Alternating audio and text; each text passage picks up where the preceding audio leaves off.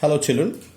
So in this session we are going to study the second chapter of civics class 10 federalism, and the subtopic is how is federalism practiced in India.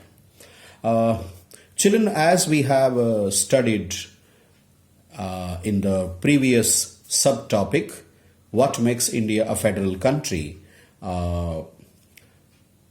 we have observed that India is a federal country for some very strong constitutional provisions, right?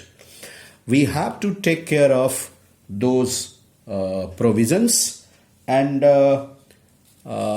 if I remind you of those provisions, the provisions are the three lists: the residuary subjects, the union territories, the structure of the constitution, basic structure of the constitution, the independent, integrated and impartial judiciary, right?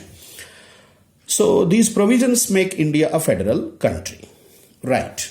Now, how this federal system is practiced in India? This federal system is practiced in India in three modes, or you can say 3 points are important to discuss how federalism is practiced in India. The first point is linguistic states.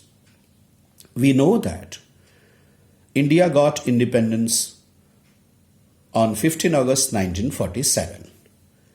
In 1946, we had already started making of our constitution, right? Our constitution was implemented on 26 January 1950. That much we know. And the first general elections in India were held in 1952, right? That also is okay. Okay. At that time, the states which were existing in Indian federal system were having more than one strong languages. I mean, in one state, more than one languages, powerful languages existed. So the linguistic conflicts started, right? Within 5 years, the government of India realized, the central government realized, to reorganize the states in India. So a state reorganization commission was set up. On the basis of its reports, an act was passed in 1956. It's called States Reorganization Act. On the basis of that, Andhra Pradesh became the first linguistic state in India, right? I mean, a state formed on the basis of language, right? In Madras Presidency under the British, 4 languages were very powerful, very dominant, very rich: Tamil, Telugu, Kannada and Malayalam. All these 4 languages became 4 different states, right? Tamil, Tamil Nadu; Malayalam, Kerala; Karnataka, Kannada and Andhra Pradesh, Telugu, right? In the north also linguistic states were formed. Gujarat, a linguistic state formed on the basis of Gujarati language. Punjab and Haryana, right? I mean, linguistic states. Then in the east also, you can say Odisha, Tripura, Assam, these are linguistic states, right? So states were organized on the basis of languages, right? Reorganized. I hope all of you remember the linguistic governments or community governments in Belgium, right? Good. So in this way, this was the first method by which we practice federalism. The second is language policy. A country like India having many languages from north to south, east to west. So, in the Constitution of India, in the 8th schedule of the Constitution of India, a list has been provided, and in the list 22 languages have been enlisted, and these languages are called scheduled languages. I mean, total 22 scheduled languages are there in the 8th schedule of the Constitution of India. When the Constitution was implemented, it was decided that English would be used as an official language or a language for official purposes till 1965. No language was given the national language status, right? But Hindi was the most dominant or most spoken language. That's a fact. But in 1965, the use of English for official purposes was to be stopped, right? But some of, you can say, the southern states, Kerala, Karnataka, Andhra Pradesh, and Tamil Nadu, especially Tamil Nadu, protested and advocated to continue English for official purposes. The government of India decided to maintain the linguistic harmony, and under the language policy, they extended the use of English for official purposes, and even today it's going on like that only. So this is the second thing, or second way how we practice federalism. The first way was what? Linguistic states, and the second, language policy. Now the third one, center-state relations. We know that in India there are 3 levels of government now: the union level of government or the central level of government, the state governments, and the local self-governments. But here we will be discussing about the central government and the state governments and their relations, right?